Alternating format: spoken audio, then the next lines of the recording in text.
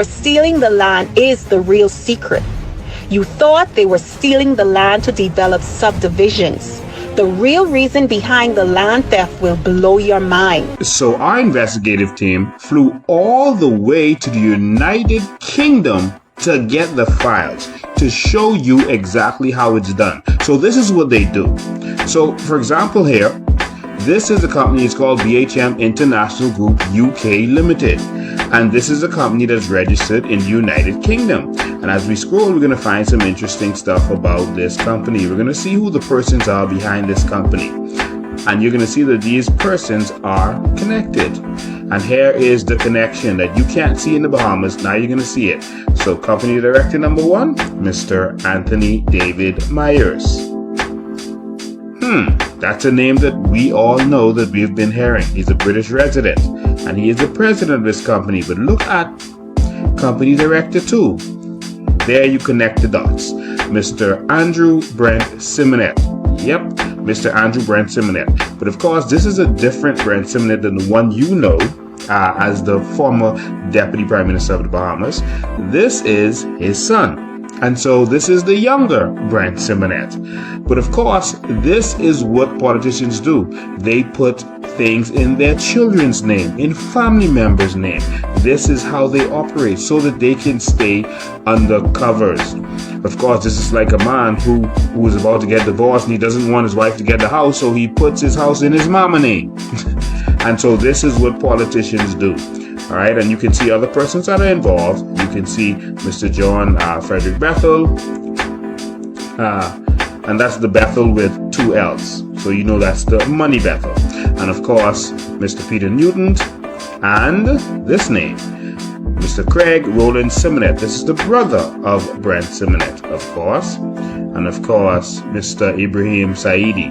And so this document also shows how much shares each person has, and it shows different companies that are involved with the shares, because what they do is they don't put the shares in their name, they put it in company names. Like Benelli Holdings has a certain amount of shares, Bethel Estates has a certain amount of shares, David Bryce Donald, who is not a director, has a certain amount of shares, Inglewood Investments. But watch this.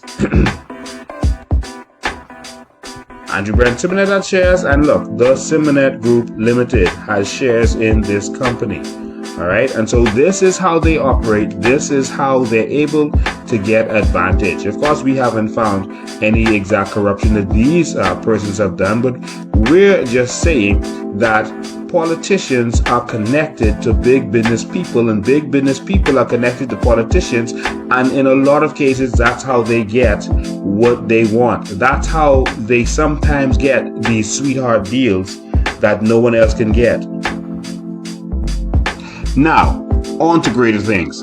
So our team, as we said, was able to access a Chaldean meeting. It was a presentation where they were trying to sell our aragonite. Hi everyone, this is Allison Myers and my colleague Harold Mhsk, and we're from Chaldean Minerals and Materials.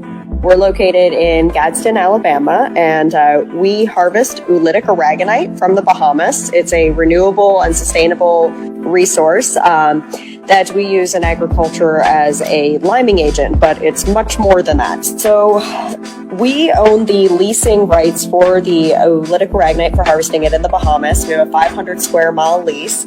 And what we do is it's just naturally forms on the banks of the Bahamas, and we harvest it and move it up to Gadsden, Alabama, and also throughout the Midwest through both Trent and Lynn as well.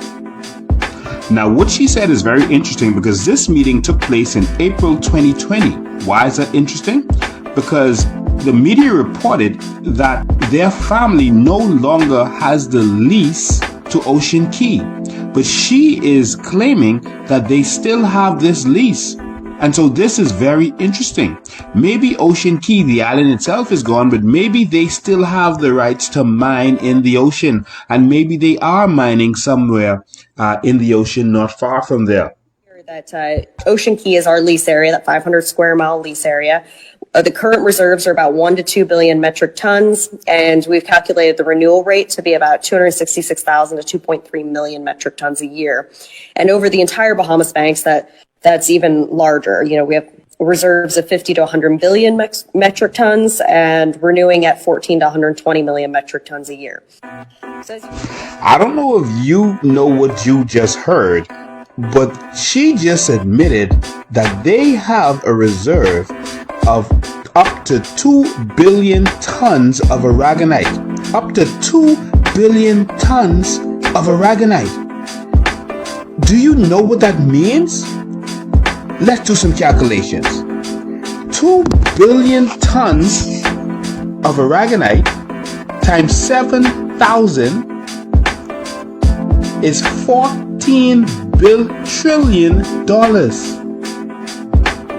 2 billion tons of aragonite times 7,000, which is the street value, is up to $14 trillion that they are sitting on. Wow. Allison further stated that by their estimates, the Bahama Banks alone has 100 billion tons of aragonite. Up to 100 billion tons of aragonite. Do you know what that means? Let's do some more math. 100 billion tons times 7,000 is $700 trillion. I'm going to repeat that for you. 100 billion tons times up to $7,000, the street value, is $700 trillion. That means that every single man, woman, and child in the Bahamas is extremely wealthy. But how wealthy? You know, we normally we normally say that every Bahamian is a millionaire because we're trying to be conservative and we don't really want you to see the numbers we see because it's so unbelievable. But based on the numbers given by Allison herself, every single Bahamian is a billionaire because 700 trillion divided by 350,000 Bahamians is $2 billion for every single Bahamian. Yes, that is correct. According to these numbers, every single Bahamian can be a billionaire just off of one of our natural resources. Even if you divide it by 2 because the number is too high, that's still $1 billion. Even if you divide that number by 2, that's still $500 million. Every single Bahamian is guaranteed to be a millionaire off of one of our natural resources. So let me show you how wealthy the Bahamas really is. The entire GDP of the United States of America is just over $22 trillion. That's the United States of America. The entire Saudi oil reserves is 258 billion barrels of oil, which translates into about $10 trillion in oil reserves. The Bahamas is truly the wealthiest country in the world, if we can get it together. So the question is, what went wrong? In order to find out what went wrong, why Bahamians aren't benefiting from their natural resources, why the country isn't extremely wealthy from their natural resources, we had to take another road trip. So our investigative team had to take a road trip, but the problem is that airplanes don't go where we have to go for this one. For this one, we're going to need a time machine. And so Allison touched on it in her presentation. She gave you a little clue. Listen. Back in the 70s, the Amish and Mennonite farmers heavily used aragonite, and they were very, very keen on it. It was their preferred choice. However, in the 70s, we were not the lease owners. It was a prior company that had this lease, and they sold into, the glass markets and also into coal scrubbing. But it was after the Progressive Liberal Party came to power in 1967. The then premier, the first black premier of the Bahamas, the Prime Minister, the late Lyndon Oscar Pindling, quoted that Aragonite would be the savior of the Bahamian economy. This was pre-independence. This was shortly after we won majority rule. I spoke to a member of the team that traveled to Ocean Key during this time, and he informed me that they used the term for Aragonite Bahamian goals. And so the expectations were extremely high in terms of how Bahamians would benefit from the production of Aragonite. However, that never happened. Why? All of our minds can go all over the place in terms of trying to figure out why. All of us have our own beliefs as to why. And so we decided to put on our Sherlock Holmes hat and go digging for the truth. And what we found really disturbed us. What we found was Columbus all over again. We found that it was us. It was our people that gave away the Aragonite to the foreigners. And we found documentation to prove this.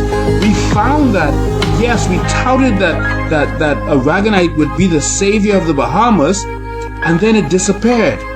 We passed law in order to make this happen, and then it disappeared. So we went and dug up the act that they passed so that we could see what really happened. And we saw that they passed a law to empower a particular company. Well, we found all of the documents involved, including the leases and agreements that were signed by those companies, the original documents with the original signatures. And what we found is going to shock you. It's going to show you how sophisticated investors come in, make deals with our governments, and then outsmart us. And so we went deep into the archives to pull out this document. Actually, it's just an act that was passed. And so in 1969, the Penland administration passed a law that was assented in 1971. And so the purpose of this law was to encourage the Aragonite industry. But what was discouraging about it was that it was for one company. They went to Parliament, our Parliament, and passed an act to empower one company. And that company is called Ocean Industries Incorporated. And look, you can see the name of that company right there on the document. It says Ocean Industries Incorporated, Aragonite Mining Encouragement. What about our encouragement? And so this says, it's an act to encourage the mining by Ocean Industries Incorporated of calcareous deposits known as Aragonite. And so this is for this company. What about us? What about us? And so this was supposed to be the savior of the Bahamas. And I'm going to speed through this quickly because I just want to show you a couple of things in this document. Then we're going to actually go to the actual document they signed. Look, they got exclusivity. Not only did they only give to this company, but they got exclusivity. And look here, all the rights and privileges hereby granted by the lessor to the tenant, as set forth above, are exclusive to the tenant and shall not be granted by the lessor to any other person. This is something else. It's like we pass laws to help others and not ourselves. And it says, though, and this is where the money for the Bahamas started to come in, and that's because they were supposed to pay royalties, and there was a fixed amount, there was a fixed base fee for royalties that they were supposed to pay, and it's these figures here. But these aren't big figures, so how could we tout this as the savior of the Bahamas?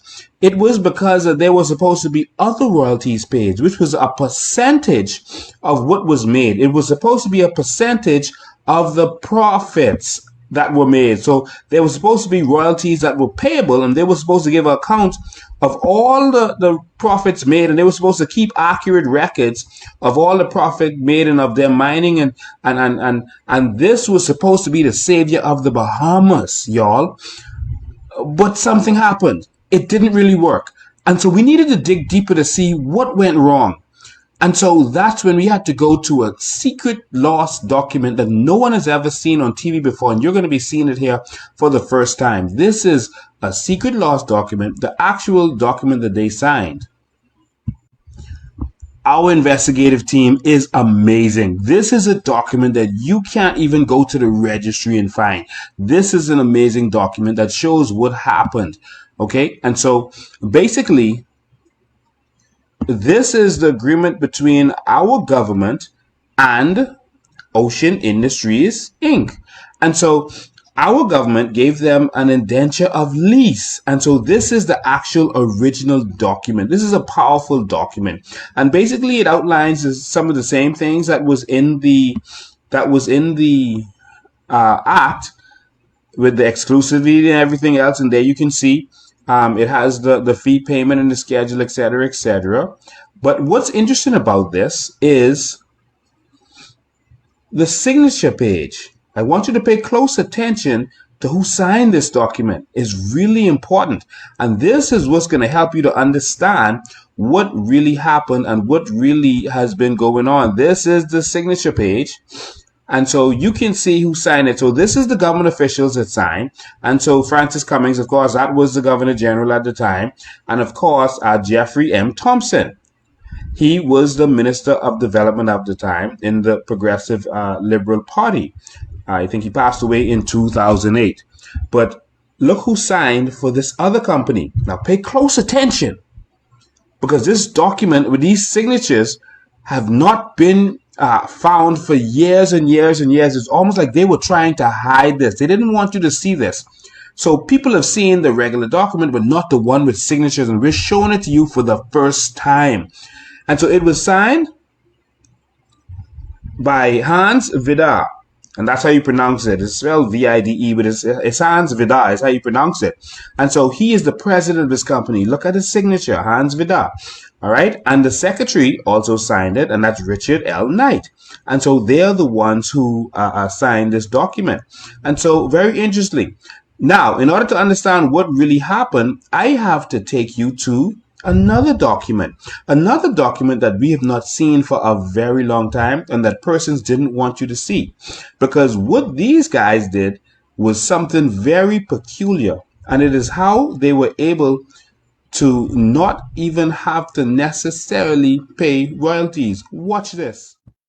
Okay, now here's another ancient document. Y'all, the new Bahamian is a sharp Bahamian. They're not going to fall for the same old tricks that our forefathers fell for. Look at this. This is a document where Ocean Industries was given the lease to be able to make money from selling the aragonite they got from our ocean bed. What did they do? They went ahead and turned this over, their rights, to another company, and started selling to this other company. They started selling to this other company. Look, they made a deal, and they had an assignment deal with this other company, and this other company is called Ocean Trading Corporation.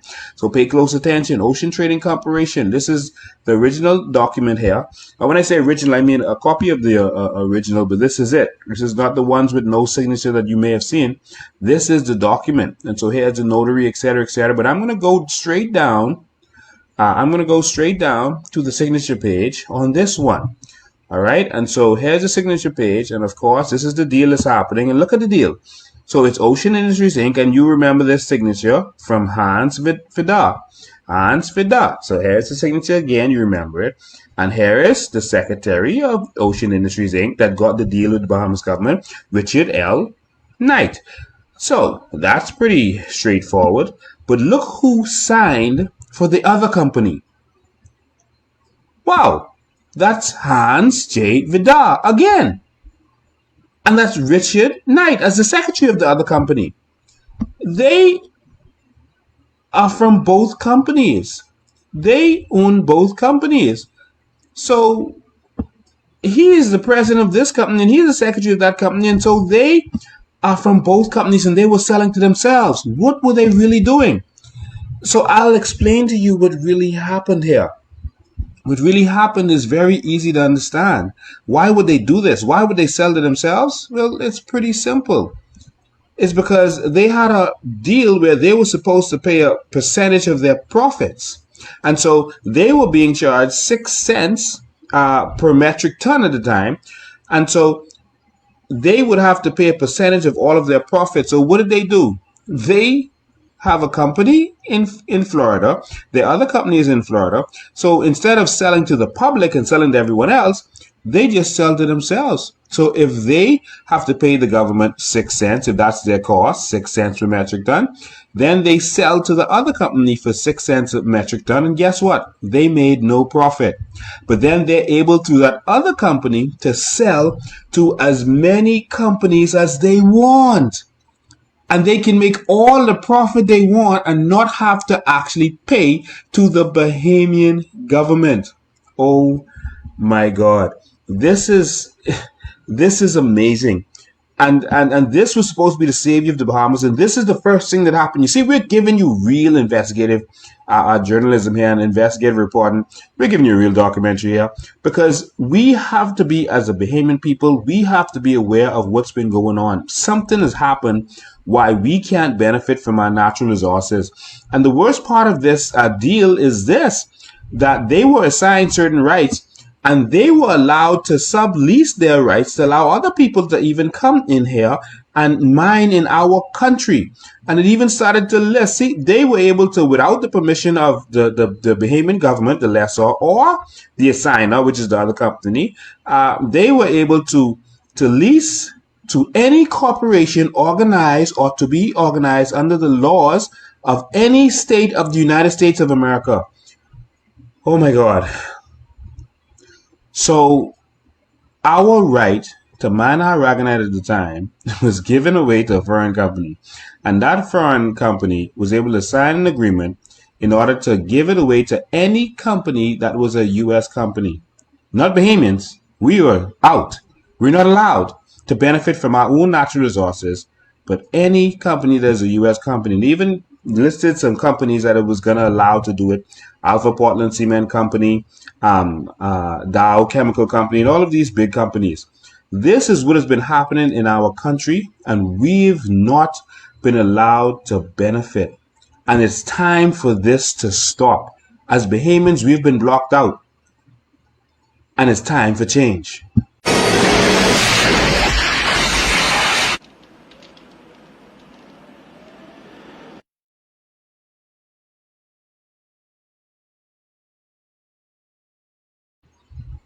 And so here we are back to the future. But it's still, we couldn't still understand for the life of us why the government was charging, 6 cents at a time and now $2 a metric ton at a time. It doesn't make sense because of how valuable aragonite is. Maybe they don't understand the real value of aragonite. What was going on here? So we had to dig up some more documents.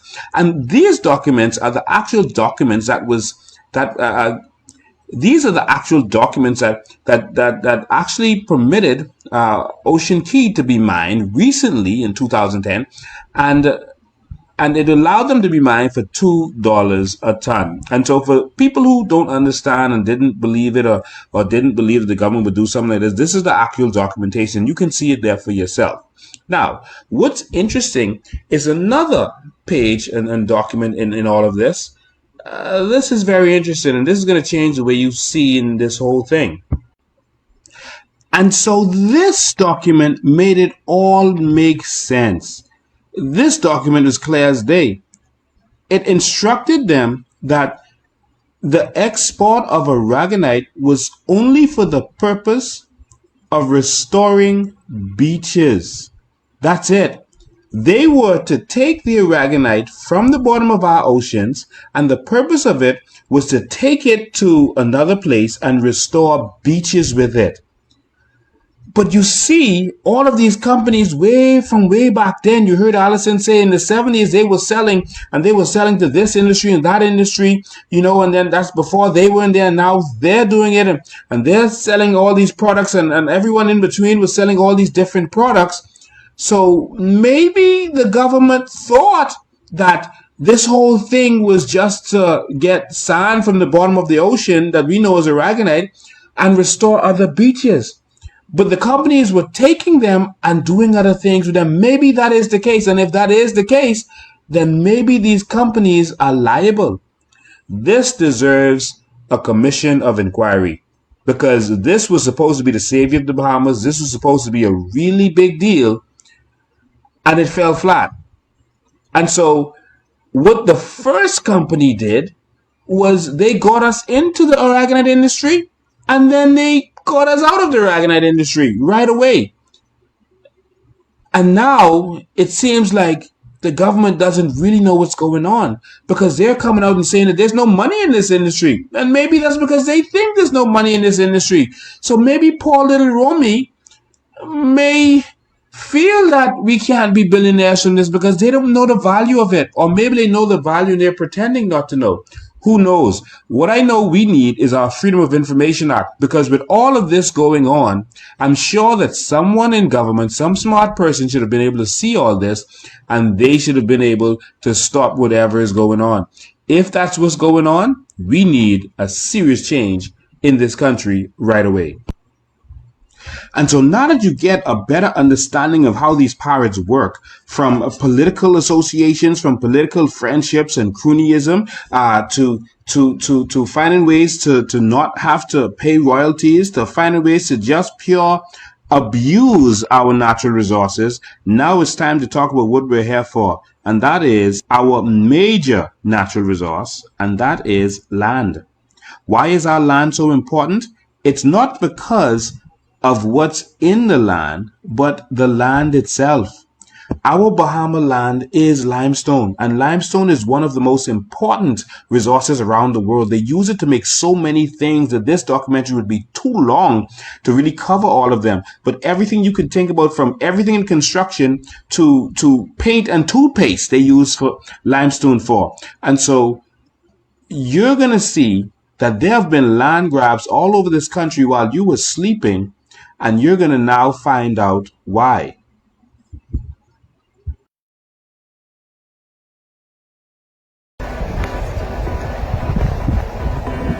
We are standing in front of the South Beach Canals in Nassau, Bahamas.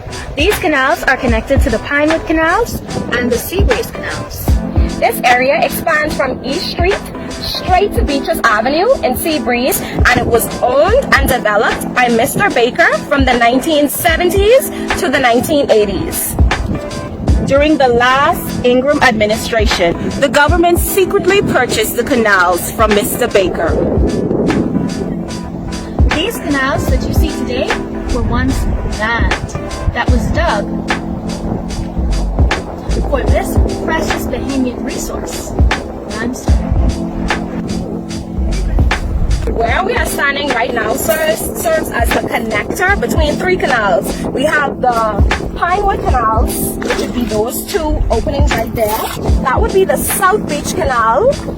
And in the back, we have the Seabreeze Canal. So we are standing at what would serve as the junction between those three canals. So right here where we're standing is in the back of Pinewood Gardens. This is a huge lake that's in the back of Pinewood Gardens and next to Seabreeze. And so this is where they dredge. This is where they made millions and millions and millions of dollars digging here. Now, when I was a young man growing up, we knew that at a certain time of day you had to go and hold the china closet, hold your dishes. Only the old people know what a china closet is, I think. But you had to hold your dishes because the earth would start to shake and rumble, because they blew explosives here in order to dig this out. So they would blow dynamite and we would feel it all the way in Pinewood Gardens where we were growing up. And so they dug this out. This used to be land.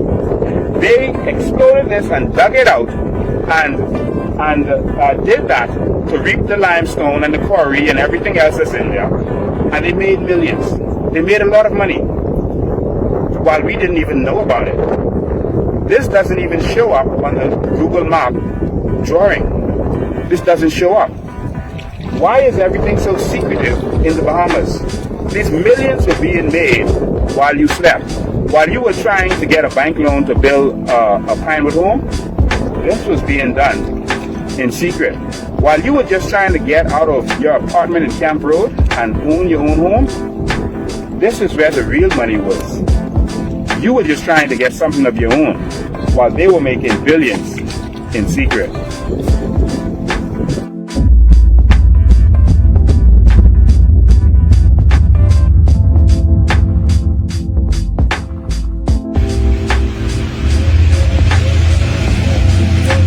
So I'm standing here in Pinewood Gardens in front of a home, and it's very peculiar that Pinewood Garden is known for being a swamp. That's what people think that Pinewood Gardens is. But little do they know that Pinewood Gardens was actually never a swamp. It was actually highland. It was hilly properties in the back of Pinewood Gardens. And that's why it was so attractive for some developers who wanted to come in and develop Pinewood Gardens. Hey, Mr. Taylor, how long were you living in the Pinewood Gardens area? I moved into Pinewood in 1979. When I moved into this area, it was like 95% bush. No paved road, no telephone. Pinewood used to have a lot of hills. Property hills, that is, or hill property, however you want to call it.